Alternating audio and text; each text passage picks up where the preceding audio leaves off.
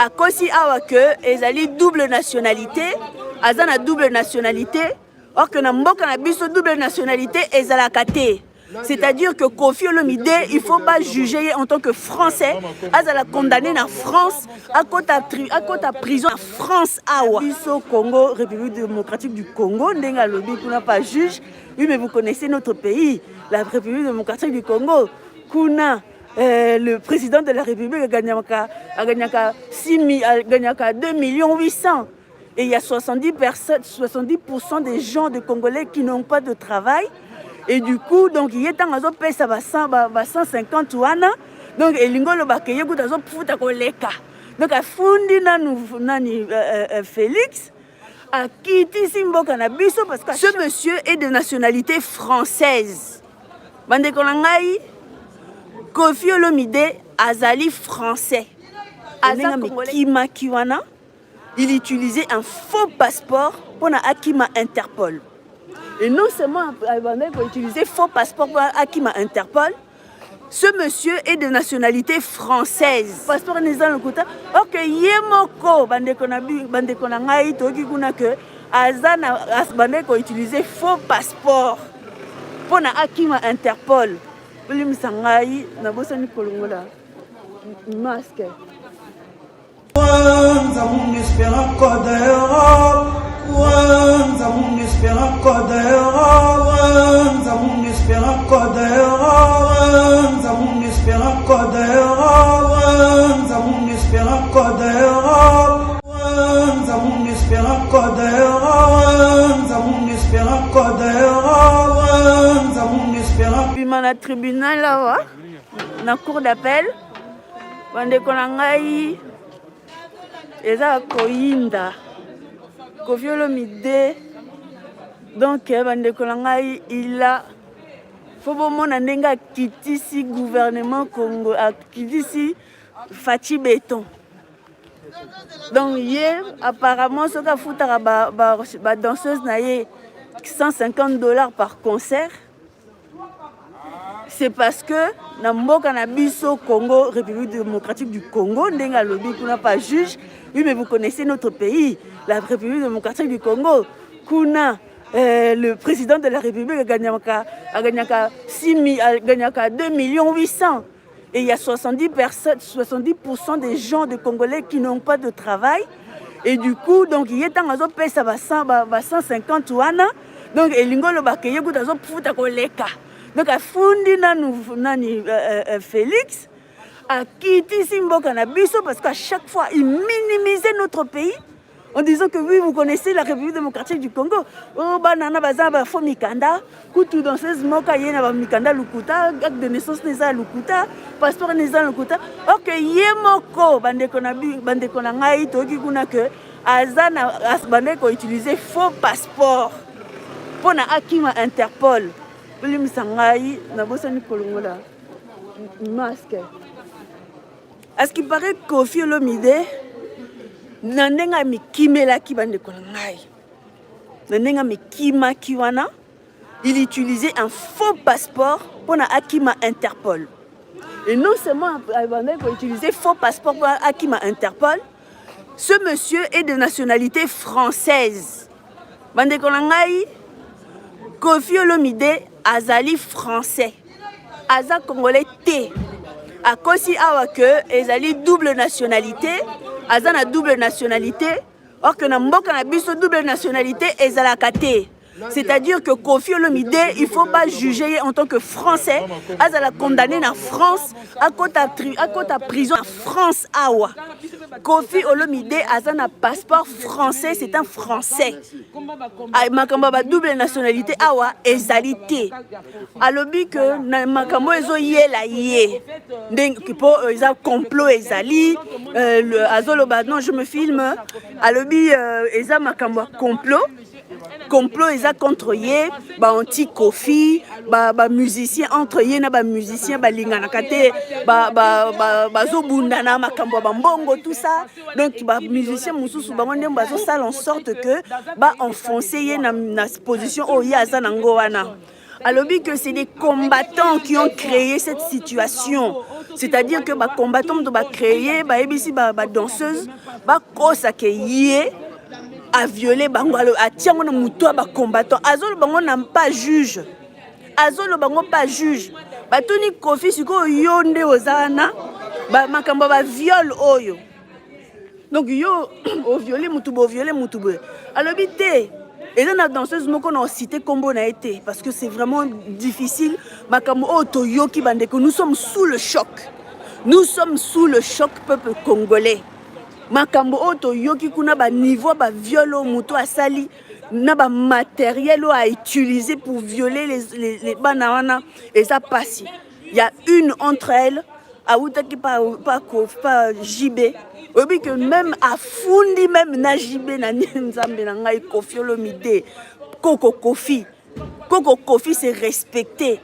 Koko Koffi a un tribunal au bazo kosela o ba fundi que azali pédophile azali séquestration azali a kotisi batu illégalement a commis ko funda nanu Fachi Béton a fundi au gouvernement congolais a fundi JB Mpiana so disant que oui yé mutu aliboso talala kina mwana mwasi wana awutaki pa JB alala kié si matango ya kimi pa JB ya ke ko récupérer yé na hôtel place mwana mwasi ngazalaki yango alala ki mwana mwasi wana donc hors jeu moko hors sujet moko papa o abimiseli batu bande kona ngai batuni été soki JB alala ki mwana mwasi wana tout toté mais ya bandi déjà ko funda JB Mpiana JB Mpiana boy bisa JB Mpiana que Koffi Olomide awa afundi bino Koffi Olomide afundi yo kolala na ba danseuse na yo que donc ezali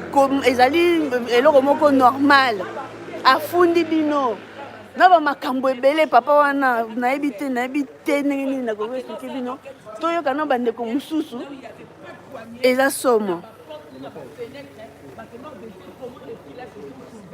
par qui donc là lisa garde pompier voilà tout a été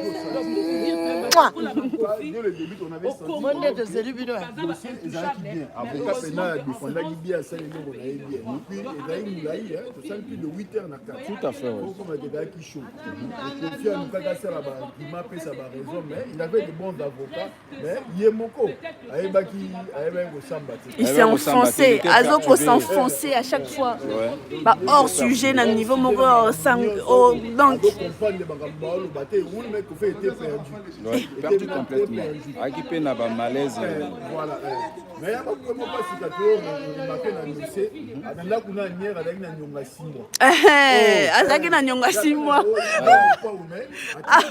atika na nyongo oh ebimiawa sikoyo tango batuni a se présenter kombo na ye la combien d'enfants kombo wana somo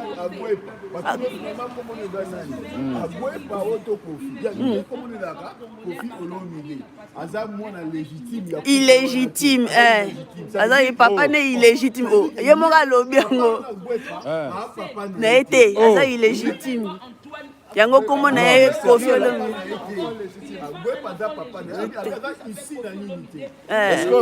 parce que vrai kombo na ye ezaka nini kasi toyebi te abi ye kaka Koffi Olomide donc anie kombo agbepa Antoine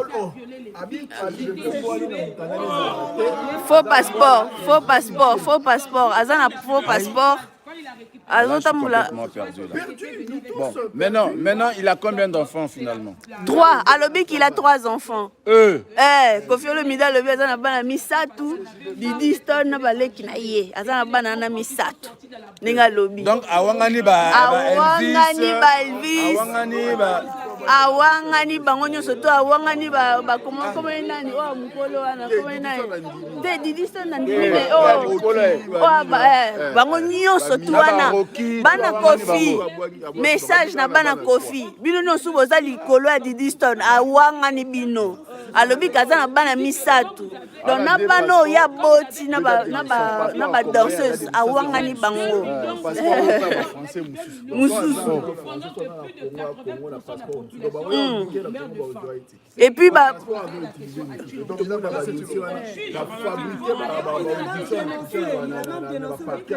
oui bah détourner tous les mikanda voilà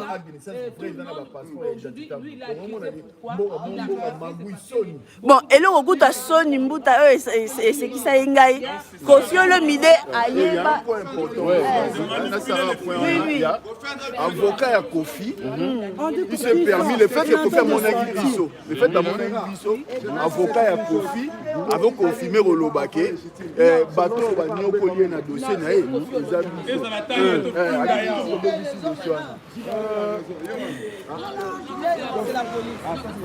ça c'est la police. Non, il n'est pas condamné. Pédophile.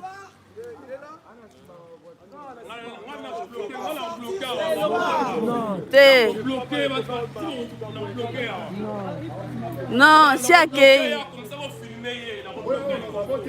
Yazate.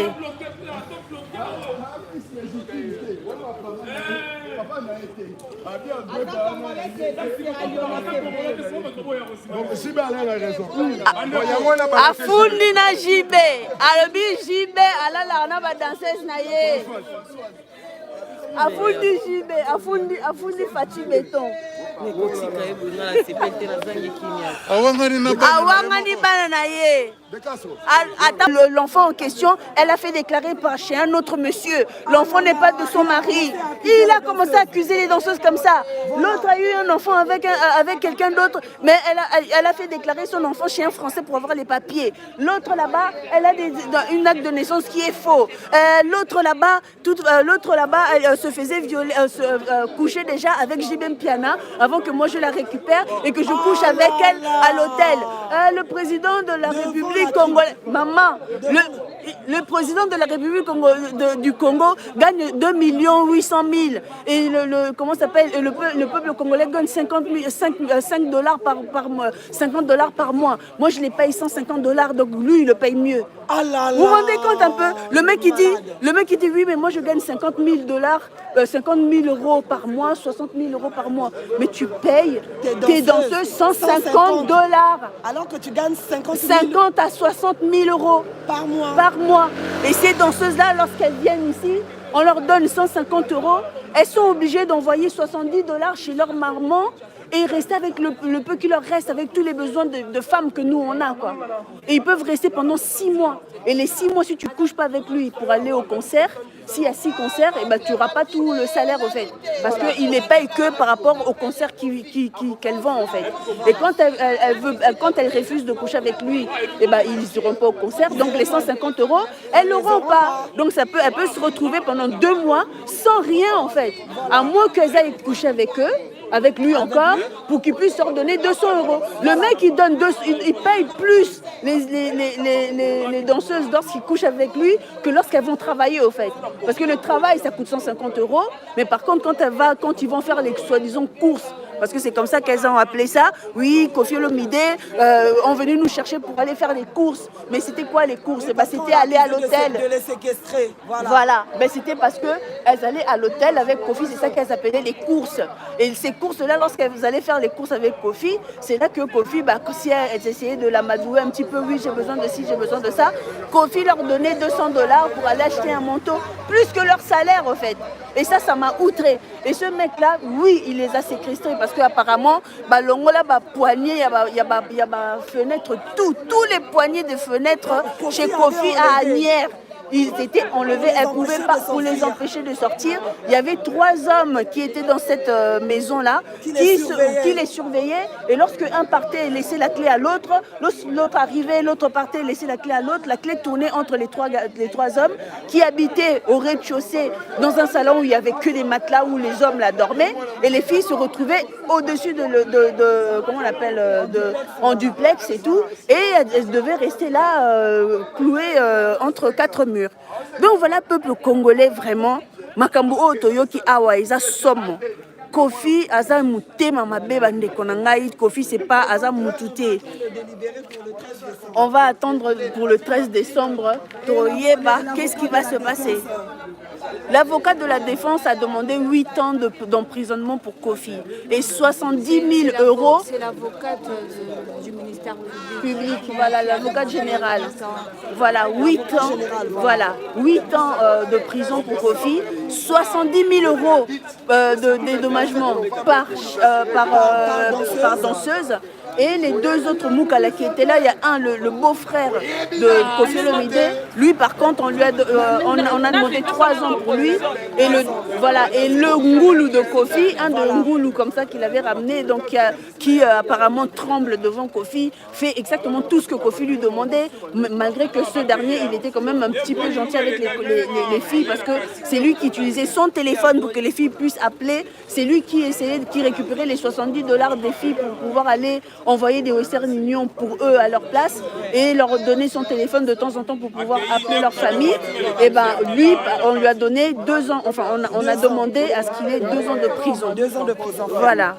Donc voilà, peuple congolais, Kofi oza mutute, Kofi oza mutute, oza ndoki. Bandeko na ngai, Kofi Olomide aza ndoki. Kofi Olomide c'est un Français. Kofi Olomide afundi batu nyonso tout ezala jibem piana bo bema message pas jibem piana papa chéri yeba ke Kofi Olomide afundi yo alobi ke yo kutu ndenge za wana olalaka ba danseuse na yo que olalaka danseuse na yo moko te koloba kombo te bandeko na biso bazali kotoloba kombo te avinga commerce walibi koratete c'est biloko na yo avantage agence ya site chez Maf. En tout cas, bino mutakulala italiye butela ne batapote baza kutia biloko boko biso na Afrique keto ya nini. Est-ce que makamba boy na Luanda sisala na nute yenda kaka Maf commercial. En tout cas c'est des mots muito ya chula. Papa na zona agence moko na Belgique na tinda biloko esalinga 6 mois. Biloko ekomaka te. Biso awa maximum za 4 semaines biloko za na Luanda. Mavinga commercial. Moko boza kumona degré batu baza kutia biloko na ndenge ya poto. Na yebisa ki biso na lobeki oui. Toti ambongo na yo oza na Londres, Allemagne, Suisse, ndenge na lobaki yango boza kumona tana bata poto baza kutia mbongo. Baza kutia biloko na conteneur. Et ça koya awa directement précisément en Afrique pe na Palanka, na Luanda. Inga ma vie commercial, ma figa commercial, ma figa commercial. Batu baza kutia biloko na bango na ndenge ya poto. Otie mbongo na yo. Okozwa awa précisément na Palanka. Mavinga commercial makamuza kusala tani mataya wana Luanda ibosa kitete uzana besoin mbongo tina mbongo na Luanda uzana besoin tina eloko tuza tutinda bengi kaka masolo ya kitoko donc tout ça va venir kitoko dès 2 semaines conteneur za Luanda na salon de copie mavinga le mebere pila kati soki ukoti na kati na no osepelia soki ukoti na kati na no osepelie oya ngope ezore mpete kaka elongi na ye mwana nga za na poto ndenge mpona mboka wana epesa kolusa abenga benga papa naza na mbongo ya kopesa yo te mais naza na eloko awa wana kopesa kuna ndenge bandeko koexplikele ngai en tout cas esalenga mwa trouble bakoko na ngai awa mbongo eza te bazonga classe ayo te napesi te pe soki ndenge ndenge kuna kende kozwa kaka mbongo nayebi ndenge na bandeko yoka bien te émotion je vois dans la photo aza na poto aza na Belgique kaji ja oza problème te eza kaka yo pese contact na biso soki oza besoin TV oza TV to oza na plusieurs ordinateur obi oza na plusieurs appareil moko eloko mona awa na kati magasin ye akofuta kuna oyo aoponi topesi ye prix afuti kuna ya pas de problème eza nde bongo ebongo sikoyo soki ezaki wi mpo na mbongo akoki mpe kopesa mpe awa mpe mbongo bato bazwaka na miloko na nayeba surtout ya motu ye yango wana si wana mpe eza possible na mbongo lisusu moto aza par exemple naza na moto na États-Unis naza na moto na Canada naza na moto na Suisse naza na moto na Londres naza partout bazali est ce que eza dispo pas de problème za topesi numéro compte na biso ya Hollande bili mbongo na ye kuna totindile code yo adi atindile code na ye ya code na ye yo ye awa Je l'ai dit, on s'est levé, il n'y a pas de problème. Donc, moi, les gens qui ont dit oui, je suis appelé sur le balamako code, il y a donc, il y a un balamako de ma fille en commerce. Le même jour. Eh, man, na pardon, na to ya ya biso ya banque. Non, il y a banque. Ah, il y a banque. Il y a banque. Parce que toi, la banque est en assez. Du coup, plus on a taux de l'Alibanda. Vous organisez. Vous organisez. Ngana zo banque zo baki oui, kuna to ya banque. Non, là toi banque. Toi banque est en assez là ici. Du coup, plus on a 35. Eh, vous avez pas mbra yo. Va il longe ya. Donc, ça m'a papa aussi le biso. Ça va porter la foulon de Zumo dans le match. Solo de copie, ma vinga le medero pila, kati ya mama. Soki ukoti na kati nango, osepelie. Soki ukoti na kati nango, osepelie. Oya ngope ezo repete kaka. Vous organisez?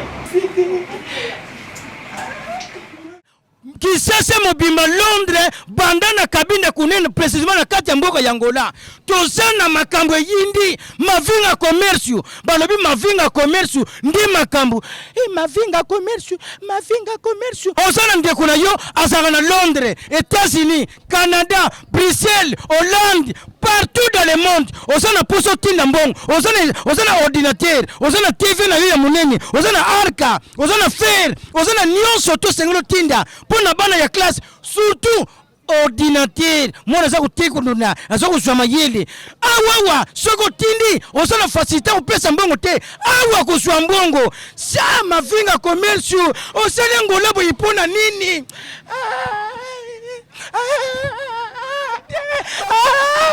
mavinga commerce ati ngana yeba makambo sela kala mavinga commerce awawa mbongo na yo opesi mbongo na poto ojangwa mavinga commerce ye wana azali na presse awa précisément na palanka soko tuni mona ya palanka taone mavinga commerce ene me va te lever bukadu nous mavinga pa commerce wo você não vai perder. Se você perder, você é muito burro. Mavinga comércio, tá bem? Mas você é muito burro. Aqui não perde. Mavinga comércio. Como tem mavinga comércio? Mavinga comércio.